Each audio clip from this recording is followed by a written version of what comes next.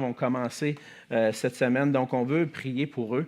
Puis j'aimerais aussi vous inviter à prier pour Carlos, qui est le fils de notre sœur Claire, qui est ici. Carlos, on a su qu'il allait avoir une opération demain matin. Donc, on va prendre le temps de prier pour Carlos, mais on vous invite à prier pour lui, pour sa santé aussi. Donc, après avoir lu le passage, on va prendre le temps de prier. Donc, j'invite à ouvrir vos Bibles avec moi dans Ecclésiaste, et puis on va lire ensemble dans Ecclésiaste au chapitre 8 ce matin. Ecclésiaste chapitre 8, et on va lire ensemble les versets 1 à 8 dans Ecclésiaste chapitre 8. Et puis, ce matin, on continue ce que le Seigneur a mis à cœur d'apporter et puis de présenter. Et puis, je vous le dis, des fois, on se trouve devant des passages un peu plus difficiles. Et puis, cette semaine, j'étais en train de regarder le passage. Je me dis, Seigneur, comment est-ce que je vais réussir à prêcher ce message-là et puis dire des choses là-dessus. Puis, en étudiant le passage, en approfondissant, je me suis rendu compte que finalement, je n'aurais peut-être pas assez de temps ce matin pour pouvoir le prêcher. Mais on va essayer de le faire quand même. Donc, Ecclésiaste chapitre 8, on va lire les versets 1 à 8. « Qui est comme le sage? Et qui connaît l'explication des choses? La sagesse d'un homme fait briller son visage, et la sévérité de sa face est changée. Je te dis, observe les ordres du roi, et cela à cause du serment fait à Dieu. Ne te hâte pas de t'éloigner de lui, et ne persiste pas dans une chose mauvaise, car il peut faire tout ce qui lui plaît. Parce que la parole du roi est puissante. Et qui lui dira, « Que fais-tu? » Celui qui observe les commandements ne connaît point de choses mauvaises, et le cœur du sage connaît le temps et le jugement. Car il y a pour toute chose un temps et un jugement, quand le malheur accable l'homme. Mais il ne sait point ce qui arrivera, et qui lui dira, « Comment cela arrivera? » L'homme n'est pas maître de son souffle pour pouvoir le retenir. Et il n'a aucune puissance sur le jour de la mort. Il n'y a point de délivrance dans ce combat, et la méchanceté ne saurait sauver les méchants. On va s'arrêter ici et dire un mot de prière. Seigneur notre Dieu, merci encore une fois pour ta parole que tu nous permets de pouvoir puiser à ta source, à la source de la sagesse auprès de toi, Seigneur notre Dieu, par ces paroles que tu nous révèles à travers le Saint-Esprit qui a conduit Salomon à les mettre par écrit. Tu veux nous enseigner ce matin. Ce passage est pour nous notre nourriture spirituelle ce matin, et ma prière, Seigneur, c'est que tu puisses disposer nos cœurs à recevoir cette nourriture afin que nous puissions vivre pour toi et pour ta gloire. Seigneur, on veut te prier pour tous ceux qui sont absents, tous ceux qui souffrent. En particulier, on veut te prier pour Carlos, le fils de notre sœur Claire, et qui va être opéré demain matin. Seigneur, on te le remet entre tes mains. Tu connais son cœur, tu connais ce qu'il a, Seigneur, au niveau de sa santé. On te prie que tu puisses être avec les médecins, les guider, leur donner la sagesse, mais être avec Carlos aussi, afin qu'il puisse vraiment, Seigneur, à travers tout ça, apprendre à se confier en toi, se tourner vers toi, et s'appuyer sur toi. Alors, on te le remet entre tes mains, Seigneur, et on se remet entre tes mains, et que ton nom soit glorifié dans nos vies. C'est en Jésus que je te prie. Amen. Amen. Lorsqu'on lit les Écritures, c'est ce que j'essayais d'un peu de vous partager avant la prière, avant la lecture, on se sent parfois déconnecté de ce qu'on lit. C'est comme si, c'est souvent le cas avec les textes anciens. On lit des textes comme l'Ecclésiaste qui a été écrit là, à peu près 3000 ans.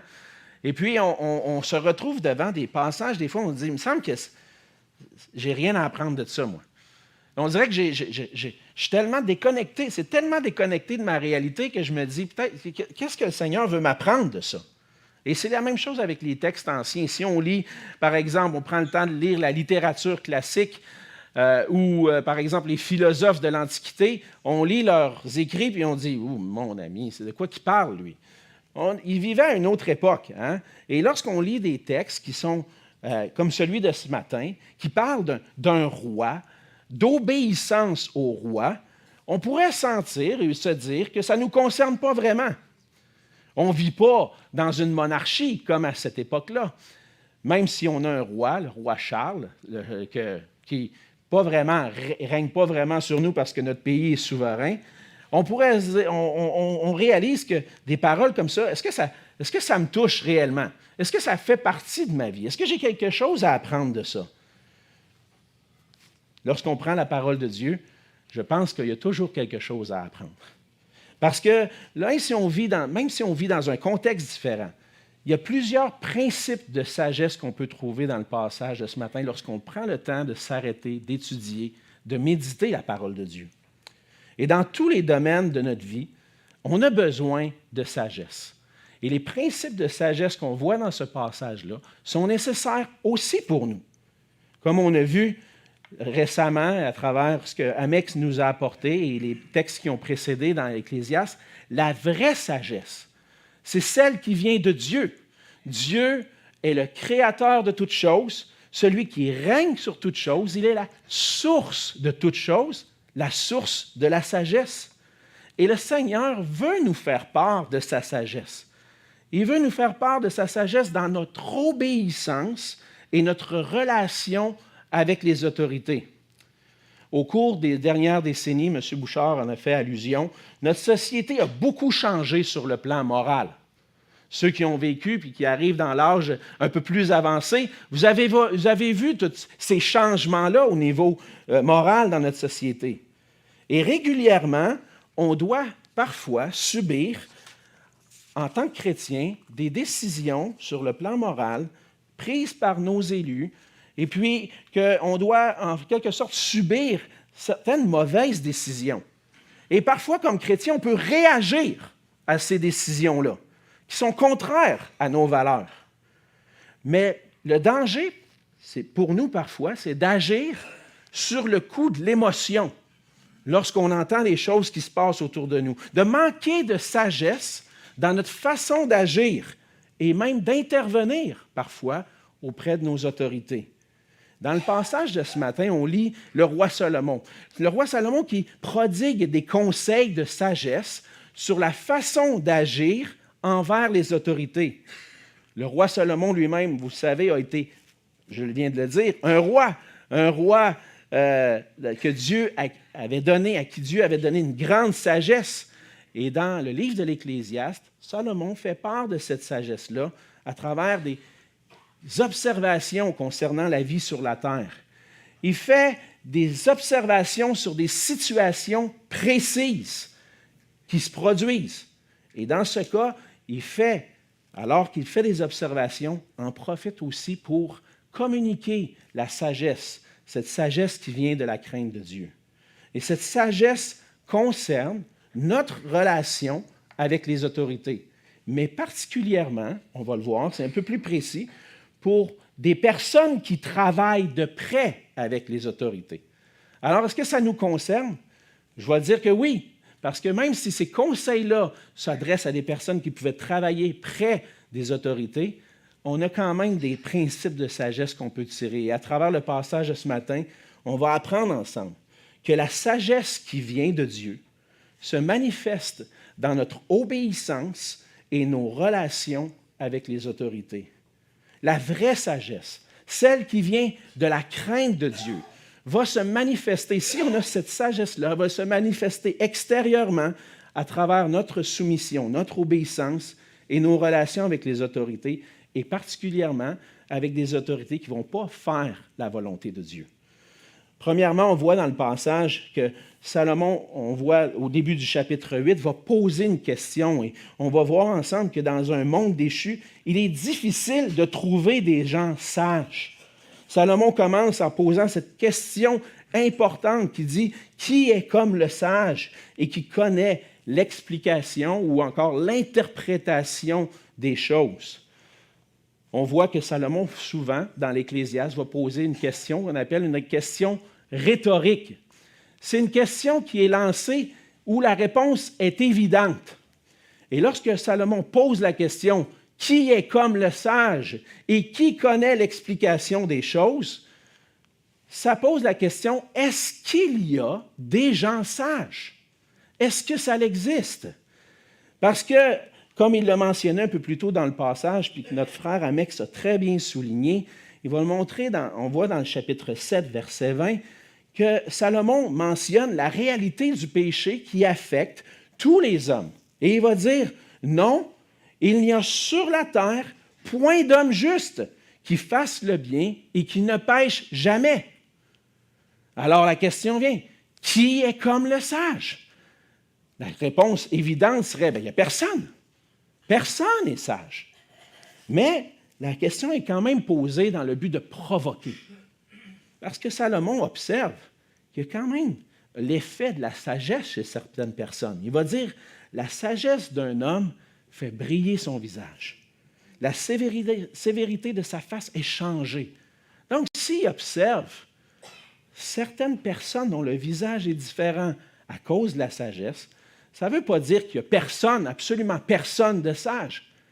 La question est là pour dire, c'est difficile à trouver, c'est rare. Peut-être même on pourrait se dire, c'est impossible, mais il y en a. Et la question est là pour nous provoquer nous-mêmes, pour dire, même si c'est rare, même si c'est parfois même presque impossible de trouver des hommes sages, on voit dans l'Ecclésiaste que la crainte de Dieu nous apprend à vivre avec sagesse, parce que c'est lui la source de la sagesse. Et la question de Salomon nous amène à réfléchir non seulement sur la réalité qu'on voit dans notre monde, mais aussi sur notre propre situation. En fait, Salomon est en train de dire, cherche quelqu'un de sage. Est-ce que toi, tu es sage? Est-ce que toi, tu as la sagesse selon Dieu? Ça nous provoque. Qui est sage? La première chose, c'est, moi, est-ce que je suis sage? Est-ce que moi, je pourrais être compté parmi les hommes ou les femmes sages? Qui voudrait, puis c'est ce qu'on recherche en répondant à la question, non, moi, je suis un imbécile. Moi, qui est comme le sage? Ah non, moi, je ne suis pas comme ça, moi, je suis un imbécile. Puis, je veux rester comme ça. Moi, c'est bien beau, on va dire en bon québécois, moi, je suis un cave. Moi, je suis un épais. Puis, je vais rester de même le reste de mes jours. Je suis un insensé, je suis un imbécile, puis c'est ça que je veux. C'est pour ça que Salomon pose la question? Non, il veut dire, hey, peut-être que c'est le bon moment pour toi de t'examiner. Peut-être que tu te trouves insensé. Mais veux-tu rester dans cet état-là? En réalité, la réponse est non. Je veux être parmi ceux qui sont considérés comme sages. Si Salomon en cherche, j'aimerais ça qu'il puisse voir que en moi, la sagesse qui vient de Dieu, c'est le but. Donc, la question pour but de nous provoquer. Et là, la question est là pour vous ce matin. Êtes-vous sage? Est-ce qu'on peut vous compter parmi ceux qui recherchent la sagesse? Une sagesse selon Dieu, qui vient de la crainte de Dieu.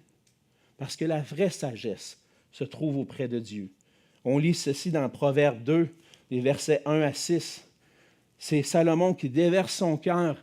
Il parle à un de ses fils, à ses enfants. Il dit, « Mon fils, si tu reçois mes paroles et si tu gardes avec toi mes préceptes, si tu rends ton oreille attentive à la sagesse et si tu inclines ton cœur à l'intelligence.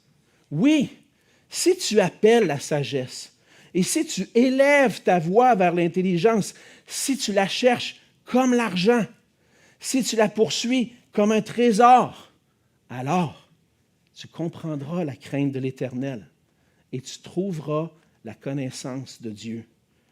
Car l'Éternel donne la sagesse, de sa bouche sortent la connaissance et l'intelligence. Alors la première réalité qu'on voit, c'est que si je ne veux pas rester, si je ne veux pas demeurer dans ma folie, si je ne veux pas être stupide, insensé, je vais premièrement désirer, rechercher cette sagesse-là. Je veux trouver cette sagesse-là auprès de Dieu. Je veux connaître mon Dieu. Je veux connaître sa volonté, son plan pour ma vie. Je veux trouver la sagesse. Et c'est dans la crainte de Dieu qu'on trouve cette sagesse-là. C'est en apprenant à le connaître, lui, dans son être, dans ses œuvres, dans son plan, sa volonté. Qu'est-ce que Dieu veut? C'est là qu'on trouve la vraie sagesse. C'est vrai. Les vrais sages, les vrais gens qui sont sages sont rares. Mais la question est là pour nous provoquer, parce qu'on doit rechercher la sagesse auprès de Dieu. Et Salomon va montrer qu'il y a de la joie, de la paix pour ceux qui vivent avec sagesse. Regardez l'effet, à la fin du verset 1, l'effet de la sagesse dans le cœur d'une personne. La sagesse d'un homme fait briller son visage. La sévérité de sa face est changée. On a déjà rencontré quelqu'un. Certainement, je vous lance cette question-là. Avez-vous déjà rencontré quelqu'un que son visage rayonne? Vous pensez à cette personne-là, « Hey, j'ai toujours un beau sourire affiché sur le visage de cette personne-là. » Cette personne-là a l'air comme toujours bien, toujours en paix. Elle rayonne. Là, on en connaît. Hein? Peut-être que vous avez une personne en tête présentement, mais quand le visage reflète la joie, quand la personne semble en paix, c'est pourquoi? C'est parce que le cœur de la personne est dans la joie et la tranquillité. Parce que ce qui paraît sur le visage, c'est ce qui se passe dans le cœur. Hein? La vraie joie, la vraie paix du cœur se reflète parce que le cœur de la personne sage se confie dans le Seigneur. Il est tranquille, il est en paix, parce qu'il fait confiance à Dieu. Il connaît son Dieu. Puis ça paraît sur son visage.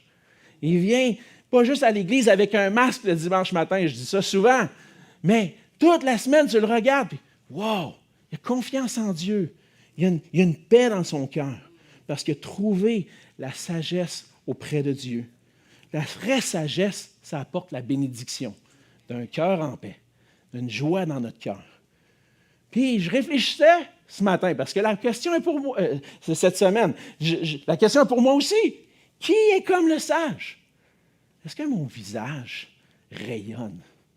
Est-ce que ce qui se passe dans mon cœur paraît sur mon visage? Oui, ce qui se passe dans mon cœur paraît, mais est-ce que c'est toujours un visage rayonnant, confiant dans le Seigneur, tranquille, en paix? Oh boy! Regardez Alexandre des fois. Qu'est-ce qui se passe? Il est inquiet. Hein? Il y a quelque chose qui ne va pas dans son cœur. Il est insatisfait. Puis ça paraît comment? Peut-être pas tant que ça, hein? J'en mets un peu, mais j'ai tendance à faire ça avec mes yeux. Puis ça, c'est un homme soucieux, qui s'inquiète. Il se demande qu'est-ce qui va se passer. Le Seigneur veut m'apprendre à changer ce visage-là dans un visage comme ça. Qu'il y ait la paix en Dieu, qu'il y ait la joie dans le Seigneur. Pourquoi? Parce que toute ma vie, toutes les circonstances de ma vie sont entre ses mains. Puis ça lui appartient. Ça, c'est le cœur du sage. Son visage est transformé. Est-ce que c'est ça que vous voulez? Est-ce que vous voulez refléter quelqu'un d'inquiet, qui n'est pas sûr, qui est anxieux? Non, je veux refléter que les gens voient autour de moi, « Hey, t'es heureux! » C'est arrivé dans ma vie. Entre autres, à un moment donné, on était dans une funéraille. Puis il y a une de mes tantes qui me regarde, « Alexandre, tu as tellement l'air bien. » OK. Là, je réfléchis. Ben, oui, c'est sûr, je viens de perdre un oncle, puis ça me touche. Mais en même temps, je sais, dans mon cœur, je suis en paix avec Dieu. Fait que, oui, ça peut paraître sur notre visage parfois. Puis ça se peut que quelqu'un vous dise, « Moi, j'aime ton sourire.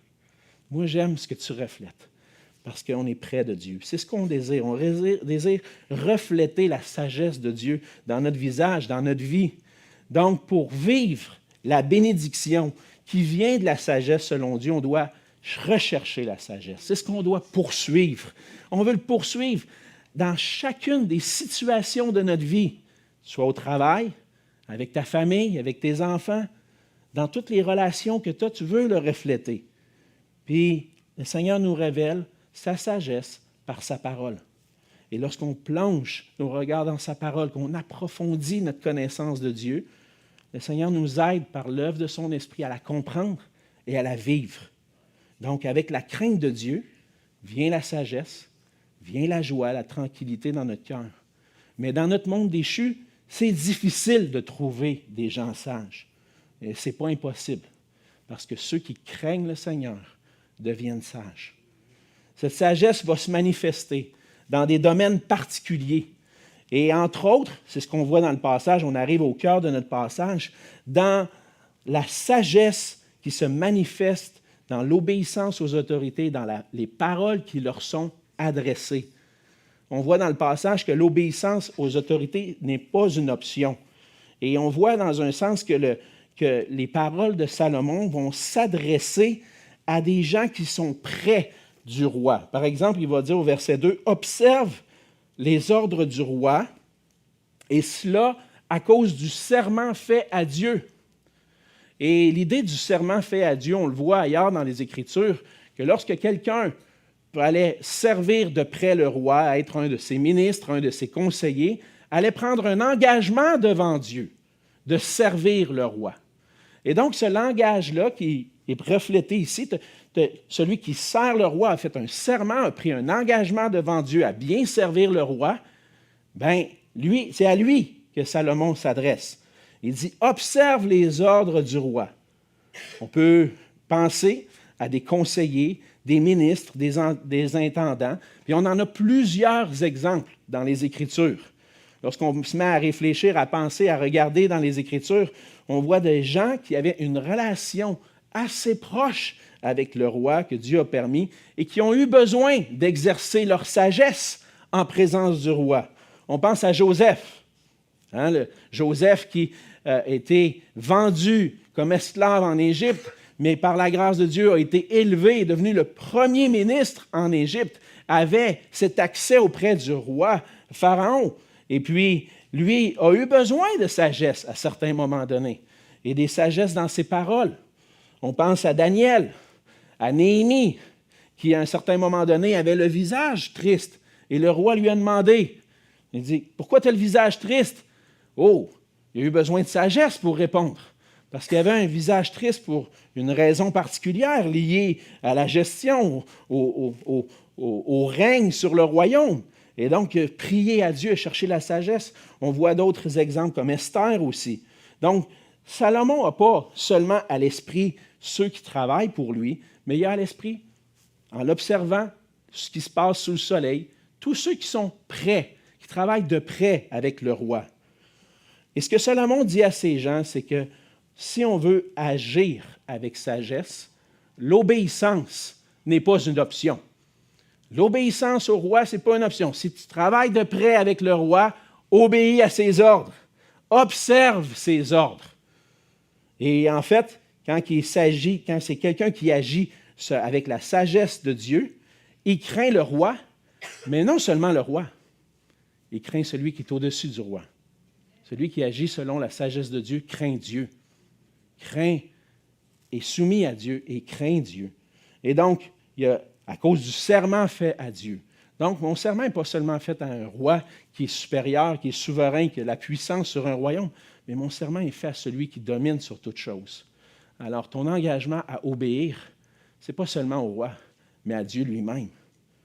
Et Salomon va donner d'autres instructions. Il dit, engage-toi à servir le roi, à respecter ses ordres. Mais il dit aussi au verset 3, ne te hâte pas de t'éloigner de lui, ne persiste pas dans une chose mauvaise, car il peut faire tout ce qui lui plaît. Donc, si tu es en présence du roi, ce que Salomon est en train de dire, tu travailles en présence du roi, tu es là devant lui, tu es dans sa présence, c'est le roi qui va te dire quand est-ce que tu peux t'en aller. Va-t'en pas trop vite. D'un coup, qui voudrait te parler, puis toi, tu as décidé dans ta propre sagesse, dans ta sagesse humaine, de dire, OK, c'est beau, c'est fini, je peux m'en aller. Non, attends qu'ils disent, c'est beau, tu peux t'en aller. C'est juste des conseils de sagesse pour ceux qui travaillent près du roi. Puis, en fait, lorsque l'autre partie dit « ne persiste pas dans une chose mauvaise », ça pourrait être traduit par « ne persiste pas dans une mauvaise situation ». C'est ce que la Bible du Sommeur va traduire. Autrement dit, si le roi choisit de faire ce qui est mal, sois prudent. Essaye pas d'imposer ton idée, parce que ça pourrait arriver. Le roi prend une mauvaise décision. Et puis toi, tu vas faire attention à ce que tu vas dire. Pourquoi? Parce que le roi peut faire ce qu'il veut. Sois sage dans tes paroles envers le roi. Le cœur du sage, Salomon va dire, il dit, connais le temps et le jugement, au verset 5. Donc, celui qui est sage, lorsqu'il voit une chose mauvaise arriver, puis que là, il dit, le roi prend une mauvaise décision. Comment je vais lui dire? C'est important, parce qu'on voit plus loin que le roi a beaucoup de pouvoir. Comment je vais dire au roi? Mais le cœur du sage, lui, il sait quand c'est le bon moment, puis il sait comment le faire. Il y a le jugement pour pouvoir le faire. Donc, on voit que c'est très précis, dans une époque, dans un contexte. Parce qu'à cette époque-là, le roi, il avait une pleine autorité, il avait un plein pouvoir. Et puis, Salomon va le dire, la parole du roi est puissante. Le roi était souverain. Il avait avec lui le pouvoir qu'il avait, dans le fond, avait le pouvoir sur la vie et la mort d'une personne. On ne pouvait pas contester ses décisions et ses jugements de n'importe quelle façon. Donc, il fallait beaucoup de sagesse pour prévoir quelles pourraient être les conséquences de quand j'ouvre la bouche dans sa présence pour peut-être montrer que ce n'est peut-être pas la meilleure décision. Fais bien attention. C'est ce que Salomon est en train de faire. Fais attention à tes paroles. Bon, aujourd'hui, dans notre société, il y a bien des choses qui ont changé, on l'a mentionné, par rapport à l'autorité, par rapport au pouvoir de nos dirigeants. Mais on peut quand même tirer sagesse de ce passage-là en pensant comment Jésus et les apôtres, eux, nous ont appris à agir avec les autorités. Donc, l'obéissance, ce n'est pas seulement pour ceux qui travaillent de près, mais tous ceux qui sont soumis aux autorités. Un premier ministre aujourd'hui n'a pas le pouvoir de changer les lois comme il veut ou d'imposer des conséquences comme bon lui semble. Il y a quand même un système de justice qui a été établi. Mais ça ne change pas le principe qu'on doit obéir aux autorités et user de sagesse lorsqu'on interagit avec les autorités. L'apôtre Paul va dire que toute personne, en Romains 13, que toute personne soit soumise aux autorités supérieures, car il n'y a point d'autorité qui ne vienne de Dieu, et les autorités qui existent ont été instituées de Dieu. C'est pourquoi celui qui s'oppose à l'autorité résiste à l'ordre que Dieu a établi, et ceux qui résistent attireront une condamnation sur eux-mêmes. Donc, celui ou celle qui craint Dieu va agir avec sagesse en obéissant aux lois dans la société dans laquelle il vit, et même si les autorités ne sont pas dans la crainte de Dieu. Donc, même si les paroles s'adressaient à des gens qui étaient prêts, on voit une application pour nous, un principe de sagesse qu'on peut tirer, et on doit réfléchir. Dans le monde déchu dans lequel on vit, il y aura des autorités qui ne vont pas commettre le bien, mais commettre le mal. Et si les autorités commettent le mal, nous, on doit agir avec sagesse en sachant quand et comment on peut s'opposer à ce qui est décidé puis aux décisions. Comme je le disais, on voit de plus en plus dans notre société des changements sur le plan moral, mais particulièrement dans nos lois, qui vont à l'encontre de la volonté de Dieu. On est bien conscient de tout ça. Il y avait auparavant une crainte de Dieu dans notre société qui faisait en sorte qu'on se fiait à la loi divine dans les Écritures. Mais là, on a mis tout ça de côté. Et puis là, on y va avec l'être humain, c'est ce qui est bon. Et parfois, ces décisions qui sont prises ne sont pas conformes à la volonté de Dieu. Et ça fait en sorte qu'on voit dans notre province, dans notre pays, des changements qui ne sont pas conformes à la volonté de Dieu. Puis on peut penser à plusieurs sujets. On peut remonter à la définition du mariage, l'union civile, l'avortement, l'aide médicale à mourir. Vous savez, vous entendez ça à tous les jours à la télé, des débats sur ces questions-là, parce qu'il y a un élément moral important dans ces questions-là. Et cette réalité-là fait en sorte que le fait que ça a changé, on n'est plus dans la crainte de Dieu, mais on prend des décisions qui vont contraires à la volonté de Dieu, ça doit nous allumer et nous dire « Je veux agir avec sagesse dans ce monde-là dans lequel je vis. » Auparavant, on tenait pour acquis que le genre était lié au sexe biologique. Mais si on persiste dans ce discours-là aujourd'hui, sans user de sagesse dans nos conseils, on pourrait se retrouver dans de sérieux problèmes. Si quelqu'un dit, moi, j'ai un corps d'homme, mais je me sens comme une femme. Ça arrive aujourd'hui. Nos enfants sont confrontés à ça dans l'école. Vous voyez ça autour de vous. Si quelqu'un vient me voir et moi, je dis, non, non, non, non, non, c'est pas comme ça que ça fonctionne.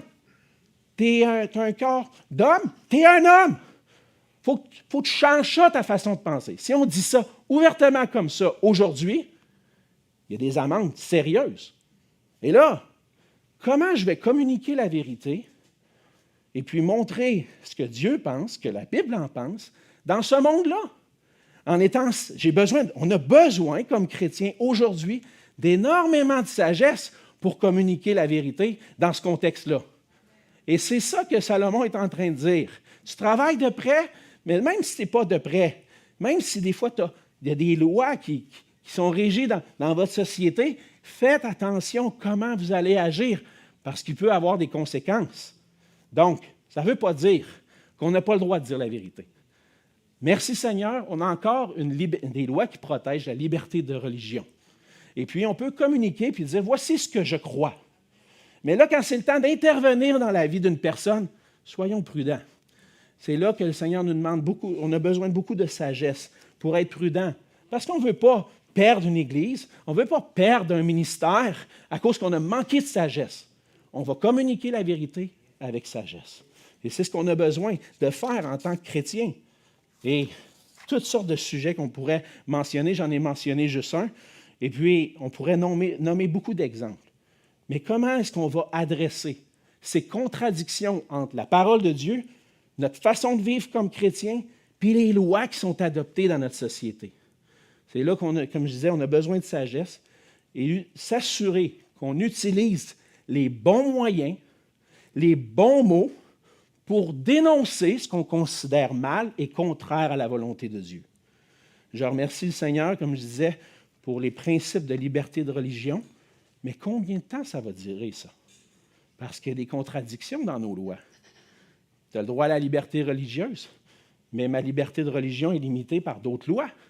Donc, combien de temps on va pouvoir avoir cette liberté-là? Je ne sais pas. Mais ce qu'on a besoin, c'est de sagesse. Puis en présence des autorités païennes, les enfants de Dieu ont besoin de beaucoup de sagesse pour dénoncer le mal de la bonne façon, et on doit prier que le Seigneur nous donne cette sagesse-là. On doit agir avec sagesse parce qu'on ne connaît pas le futur. Je vais aller un peu plus rapidement pour le passage qui reste. Dans le fond, l'argument de Salomon, c'est de dire, le roi a tous les pouvoirs. Tu n'as pas le droit de questionner le roi. Tu ne peux pas questionner le roi en disant « Hey, qu'est-ce que tu fais là? » Il n'y a personne qui va faire ça dans ce contexte-là. Tu vas te faire zigouiller, mon ami. Dis pas ça. Alors, pourquoi? Il va le dire plus loin. Il dit « Tu ne sais pas ce qui va arriver. » Le sage, lui, connaît le bon temps, le bon moment, les bonnes circonstances, mais tu ne sais pas ce qui va arriver. Tu n'es pas maître de ton propre souffle. Tu ne peux pas le retenir.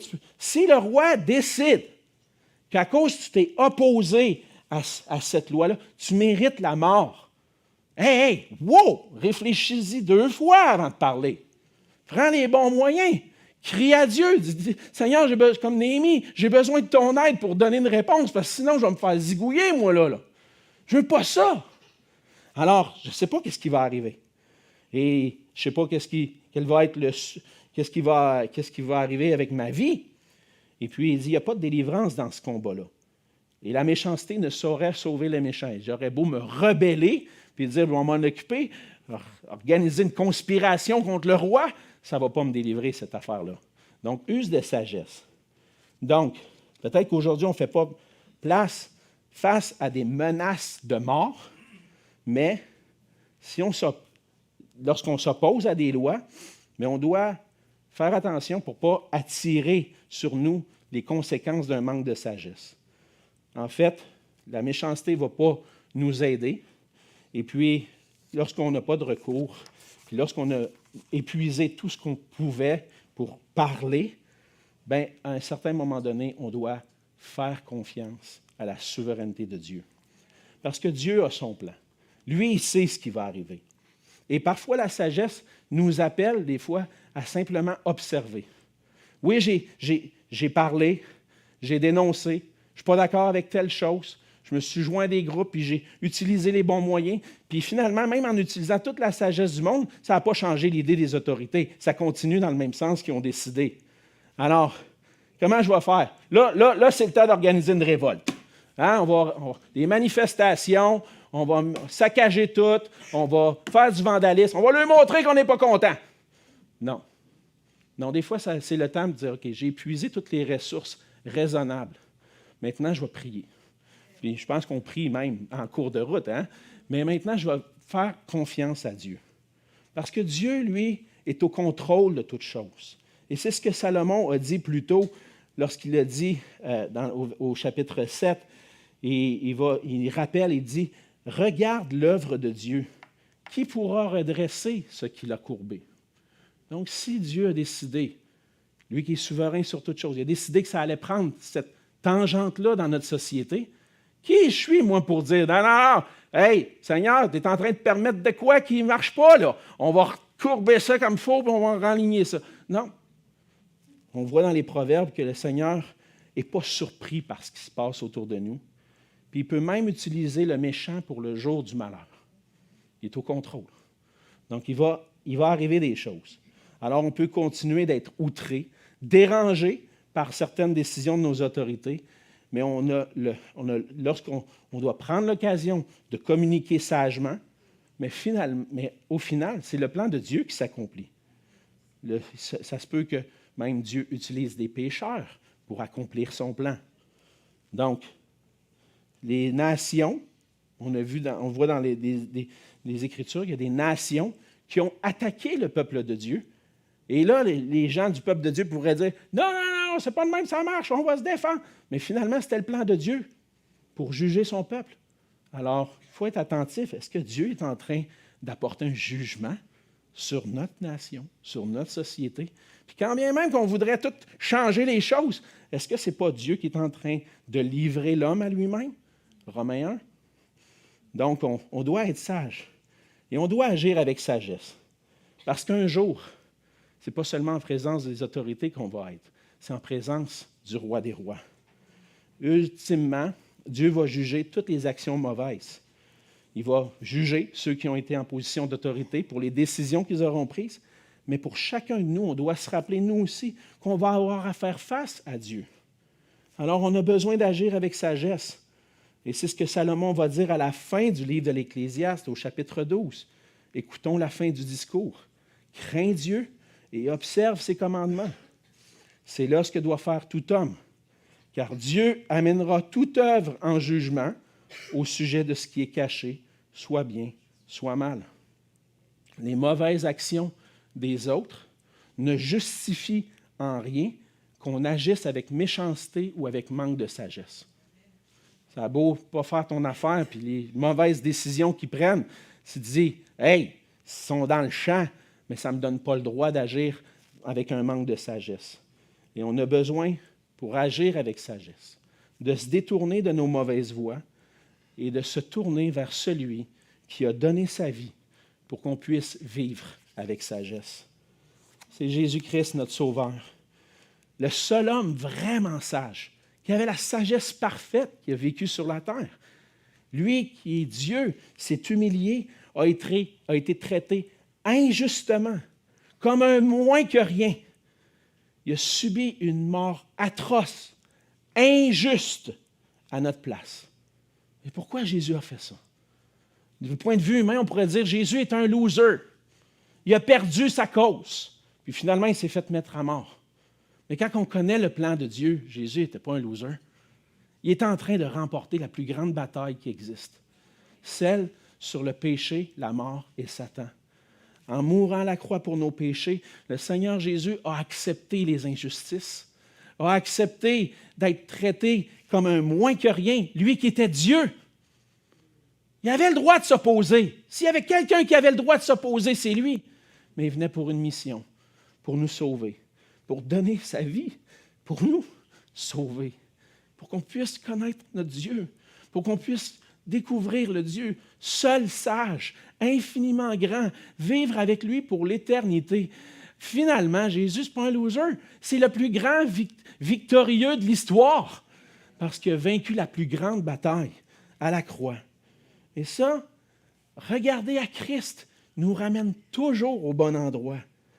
Ça nous ramène à vivre avec sagesse, mais à se rappeler que Dieu a un plan et que son plan va s'accomplir. Et même si on voit les choses tourner mal dans notre société, voire prendre des mauvais détours, des mauvaises décisions, on peut s'assurer, on est assuré que le plan de Dieu est parfait et va s'accomplir. Et on doit agir dans la crainte de Dieu. On doit obéir aux autorités, mais aussi avoir des bonnes relations, agir avec sagesse avec eux. Donc, pour terminer, avec les enjeux qu'on vit autour de nous, il y a parfois des causes qui nous tiennent à cœur. Ça se peut qu'il y ait une cause qui te tient vraiment à cœur. On voit des gens dans la rue, des fois, manifester pour une cause qui leur tient à cœur. Peut-être tu es pro-vie, et toi, là, c'est ça qui te tient à cœur. D'autres, ça va être plus d'autres questions, peut-être économiques ou sociales. Je ne sais pas qu'est-ce que tu as à cœur. Mais on peut être activement impliqué de toutes sortes de façons dans des causes. Puis dans tous les changements que vit notre société sur le plan moral, mais lorsqu'on est impliqué, des fois, on peut être frustré. On peut vivre la colère. Même quand tu n'es pas impliqué, des fois, tu peux en vivre. Mais quand tu es impliqué, c'est encore, hey, là, ça me touche. Puis moi, je veux dénoncer. Puis moi, Mais la question que ce passage nous ramène, c'est si tu es impliqué dans ces causes-là, est-ce que tu le fais en recherchant à être le reflet de la sagesse de Christ? Ça, c'est la question qu'on doit se poser. Voulez-vous à tout prix gagner votre point ou cherchez-vous à agir avec sagesse? Êtes-vous prêt à accepter que les choses ne tournent pas comme vous aimeriez, sachant que Dieu est souverain sur toutes choses, que Dieu est au contrôle? Après tout, la cause la plus importante de toutes, c'est celle de l'Évangile de Jésus-Christ. Nous sommes là, dans notre monde, pour apporter l'amour et la grâce de Christ dans ce monde perdu. Certainement, il y a bien des causes qui sont nobles. Il y a bien des choses qu'on pourrait dénoncer.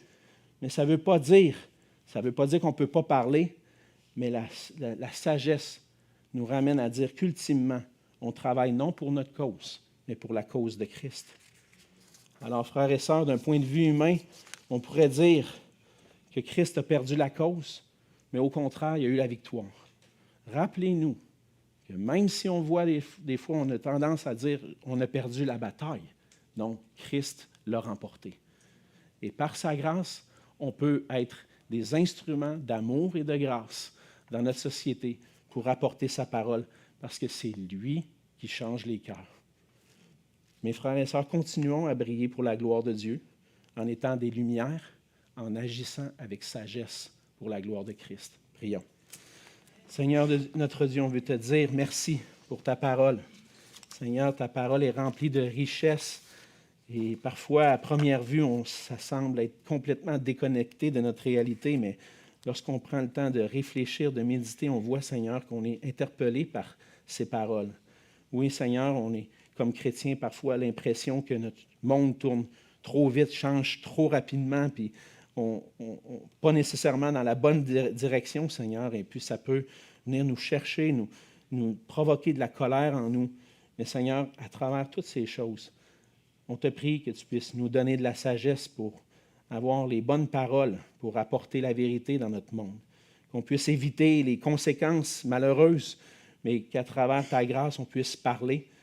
Et Seigneur, que tu puisses donner de la sagesse à cette Église, aux dirigeants de cette Église, aux dirigeants de notre association, de notre réseau d'Églises, qui parfois peut intervenir dans ce genre de situation. Seigneur, donne-nous cette sagesse pour qu'on puisse être des lumières dans ce monde.